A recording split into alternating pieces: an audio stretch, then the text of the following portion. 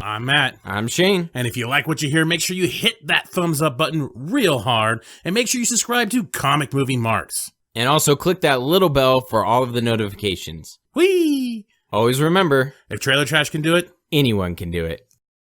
hello and welcome everyone to another Comic Movie Marks video. Despite all the plot holes and all the questionable moments, Matt and I still really enjoyed Avengers. It had great moments and it is still a historical film, continuing to break records, currently sitting at 1.9 billion worldwide. Despite all of that, there are still 3 things that could have made the movie even better. Make that 3.5-ish, because I have some honorable mentions to chuck in this bad boy. First, less Captain Marvel. I think that would have been a A+ in this movie. If they would have lessened her interference, I'm going to call it that, in this movie, that would have been great. And my second one would have been if they had Sam and Bucky fight to the death for Captain America's shield. I thought that would have been really sweet. And then they both kill each other on accident. And then Rhodey comes in with the Iron Patriot suit and takes the shield and eagles shoot off right behind That him. would have been fantastic. I can see it now. That would have been way better. America. That would have only been the second most American thing I've ever seen. I see how this one where this guy got a blowjob while shooting a gun, drinking a beer next to his pickup truck while playing God Bless America. Boom. That's pretty American. All he needed was an eagle. Yeah, yep, exactly. On his shoulder or something like that, a bald eagle. And he was like a fat redneck dude. So that's what made it like really American. Yeah, exactly. He had a NASCAR hat on. I can't show that on YouTube. Another honorable mention, which we are going to cover in a different video entirely because there's so much to cover, is the plot holes that I had mentioned at the very beginning. There are a crap ton of them. We've been getting a lot of questions in the comments. Are you guys going to talk about the plot holes? Yes, we are. We're going to fill all those plot holes, if you know what I mean. DP those plot holes, if you know what I mean. Number 1. Our first thing that could have made Avengers Endgame even better would be using the original Thanos. So by the time the end of the movie gets there, oh, spoilers, by the way, on all of this. By the time we reach the end of the movie, the Thanos that they are fighting isn't the original Thanos that they lost to in Infinity War. It could have been even better had they somehow incorporated the original Thanos.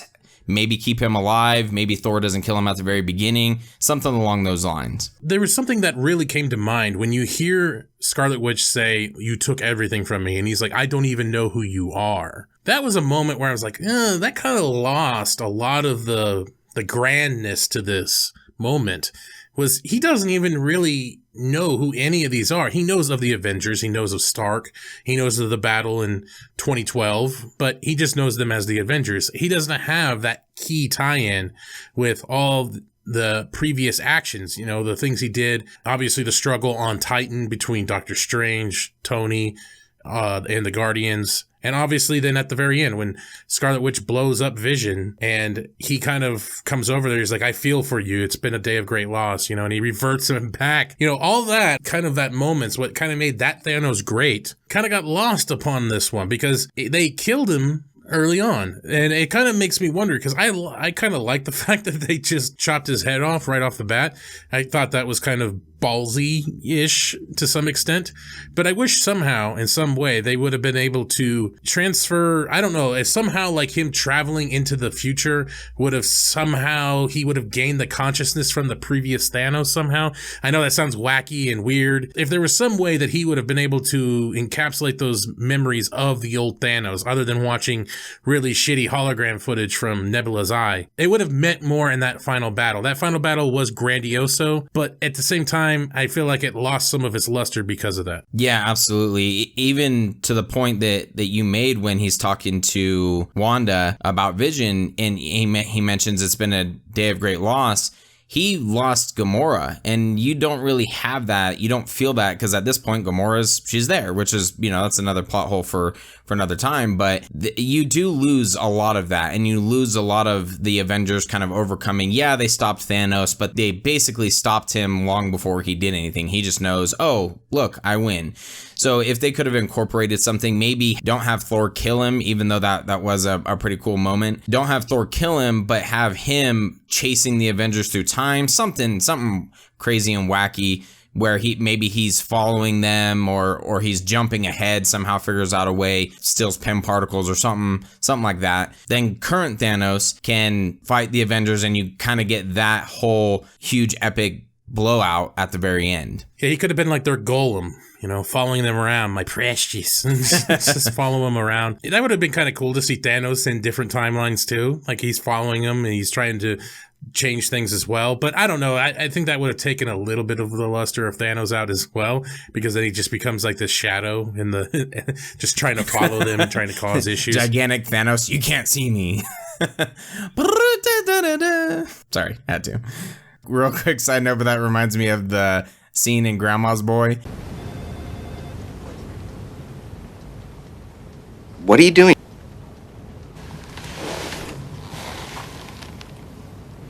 You're fucking weird.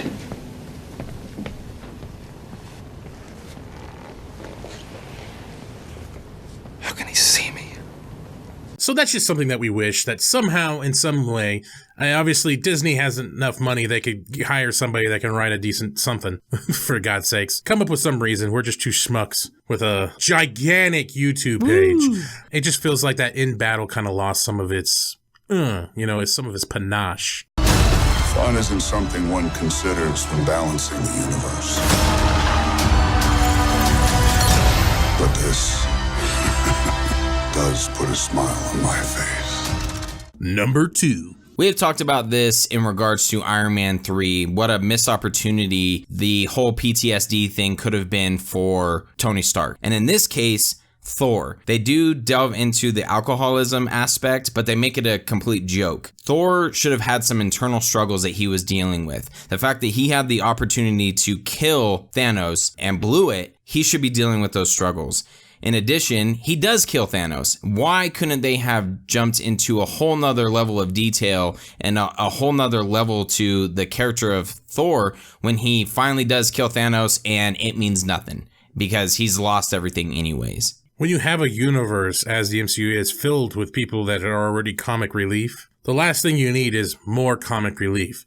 And especially change one of your most badass characters from the previous movie into comic relief is a detriment to the character. Now, something that's kind of funny is a lot of people would blame the Russos or maybe the writer, but there's actually an interview here with Chris Hemsworth. Thor 1, Thor 2, Avengers 1, 2, I definitely sort of gave myself over to whatever the vision of the director was and the writers and producers. I didn't have a huge sort of voice in that, but did feel sort of a little trapped with that, and did want to desperately do something different. And then Thor 3 felt like for the first time I really kind of put my stamp on it and had a bit more confidence in what I wanted to bring to the table. And then I came into Avengers 3 and 4, the Infinity War and this, quite protective of what we'd done in Ragnarok, and spoke to Anthony and Joe and said, I don't want to go back to this old version. I was a little nervous that they were going to write that version. And they said, no, we've got something different again. You have to also speak up and put your kind of stamp on it and take ownership as well. And I definitely more improvisation in this probably than the previous one. The stakes were sort of as high as they could be, but I think we found a great way to kind of, have another version of, or another sort of, the more growth in the character and something unexpected again, and that was just so much fun. And as I said, sort of I'm very thankful that it happened this way. We finished strong as opposed to the other way around. So this is kind of Hemsworth's idea. He wanted to encapsulate what he was in Thor Ragnarok. And it just shows the mindset that Hemsworth has. He obviously appreciates more comedic roles. The previous Thor movies were not necessarily how he would have wanted to play Thor. And now this is what he wants to portray Thor as. And apparently he might have signed another multi-picture deal. If this is his mindset of what Thor should be, then I don't want him to play Thor. There's enough comedic characters. It really loses what they built up in that previous movie, because you built up this psychological thing with Thor. He didn't go for the head. He failed. He let Thanos complete his mission. He killed Thanos weeks later. But what did it prove? Nothing. It did nothing. This should be a more broken character, but they don't want to go that way because the MCU is the MCU, and they didn't want to go that way. You apparently can't show characters breaking down and doubting themselves. They have to just become comedic, and that's where that comes in, and it sucks that they chose that. It took away some of the moments from that kind of reunion he had with his mom, which I thought was kind of a cool moment. Exactly. To me, that moment in the movie was really eye-opening and what they totally missed on. The fact that you could have had this character who's beat down, he's questioning himself, he's turned to alcohol, he's drowning himself in alcohol, and you have this moment where he goes and his mom recognizes, oh, this isn't the same Thor. Essentially, she kind of corrects him and gives him the motivation he needs. But imagine how much more powerful that could have been had he just been down in the dumps, just dragging himself along, not making all these jokes, and actually have a solid connection with that character, someone who eventually overcomes. That could be motivating for a lot of people maybe watching the movie. That's what these characters are supposed to be. And it was just disappointing that they made him Homer Simpson instead of a motivational character that we can all connect to. Number 3. This, I think, is the biggest miss for both Matt and I from Infinity War to Endgame, is the Hulk. The Hulk redemption storyline. There was a moment in Endgame when I looked over to Matt and I said, what the hell did they do to the Hulk? Dude, the fuck? Alright, seriously guys? I mean really, the fuck, dude, the fuck? What a complete waste. When you look at Infinity War and you look at what they did to Hulk, it almost seems like they're setting up for something. Like they're setting up for this great character redemption. You know, he gets bitch slapped, and then the whole movie, Banner's struggling to release the Hulk, essentially. They built it in a way to where you would think at some point he was going to get his big redemption. Nope. Oh, fuck me. Fuck me. Fuck me. Eventually, you find out they just merged together. Now they're one consciousness. Hulk can talk, and he makes jokes, and, you know, wears glasses and all sorts of stuff. And you never get that moment. Pro wrestling is notorious for having these types of storylines. Comic book movies are very similar as well, but pro wrestling does it great, at least to me, where you have someone who gets their ass kicked and they need to have their giant redemption, and then they overcome. Look at fucking Rocky. This is probably a great example. Way to give yourself a pat on the back on that one. Probably a great example. That's a fucking great example. But where is that? That entire piece is missing from this, and it's so frustrating to see the potential that the Hulk had. Infinity War, where he gets his ass kicked, and it's a complete waste of a character to finally overcome that and have his redemption. The redemption story is a tale as old as time. And as Shay mentioned, wrestling is a big influence, and they do this a lot in comic books, comic book movies, and movies in general. I've only read so many Marvel comics, but one of the graphic novels that I actually personally own is Planet Hulk. And I honestly thought that's where this was going to go. He gets beaten down, and by the next time we see Hulk against Thanos, or against somebody of Thanos' army, we were going to see World Breaker Hulk. A Hulk that was beyond any imaginable feats of strength. Literally in the graphic novel that I own, Planet Hulk, he holds a planet together with his bare hands. You can't get any more comic booky than that. That's Hulk. That's World Breaker Hulk. But we get the complete opposite. We have even bigger pussy Hulk. Now he is out, but he's got Banner's mentality. Banner's not an aggressive individual as Banner. Used it as comic relief. He pushes a motorcycle over, he throws it over, he dents a car. And the only thing I could think of is that they needed a sentient Hulk for this story, because they needed him to be able to be conscious and being able to put the gauntlet on, him being the strongest one to be able to do it without dying. In the graphic novel I talked about, Planet Hulk, he's pretty sentient. He may not be as smart as Banner. He is capable of understanding things and doing things. It's kind of unfortunate that they went this route. Again, they took a character and made him comic relief in already a universe with several characters that are comic relief. It's a missed opportunity. It's sad to see that probably is the last time we'll see Hulk in this universe with these characters for the most part. And we might see it way down the road. They might do it. I honestly think the way this universe is obviously lining up with a lot of things, we'll probably get a She-Hulk instead to replace this Hulk. So it just went downhill more and more with every movie. I get that Disney's forte is having jokes and having these, comedic points in their film, but why do you have to do that at the expense of a character?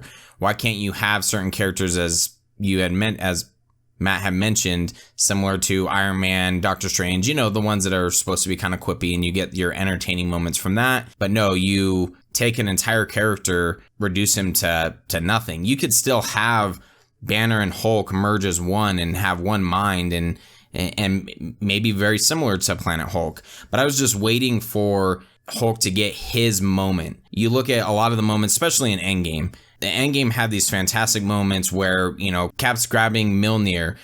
Moments like that. Where was Hulk's? Where was Hulk's come-uppins kind of thing? It was frustrating. And after I walked out of Infinity War, I was like, man, I really hope they do something else with this character. He finally gets his comeback. Nope.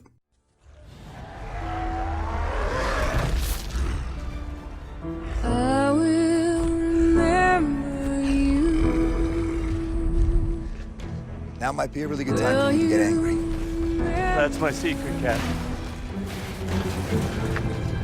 I'm always angry.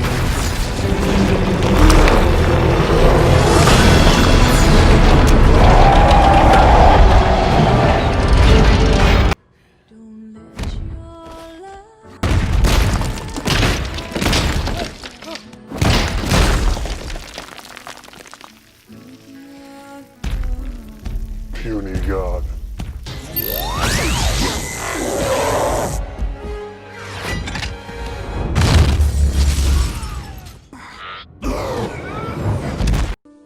I will remember you.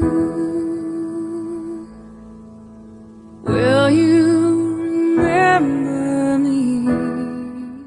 Yeah, give us your thoughts in the comments. What do you think? This is our 3 big pet peeves. There's obviously a lot of other things, plot holes, as we talked about before. These are 3 things that I think would have vastly improved this movie. Because plot holes, you can always kind of, you can wave with the hand and it's comic book movie. It's, you gotta let some forgiveness every once in a while. But these 3 things could have been changed and they could have meant a lot to this movie. And this movie's gonna break records. This movie's thoroughly enjoyed by a lot of people in most manners. So I just feel it could have pushed it even beyond that. And we would have had a next level movie if they would have taken in consideration some of these things. In case I don't see you. Good afternoon, good evening, and good night. Congratulations, you made it to the end of the video. You're one of very few to make it to the end. Yes, thank you very much. Make sure you hit that like button and subscribe to Comic Movie Marks Podcast and hit the notification bell. All these fucking YouTube channels say this shit, so I'm going to say it now. Yes, it's perfect. And if you want to hear our full podcast, you can check out our podcast on iTunes or any other podcast subscription service. Make sure you subscribe. Thanks again.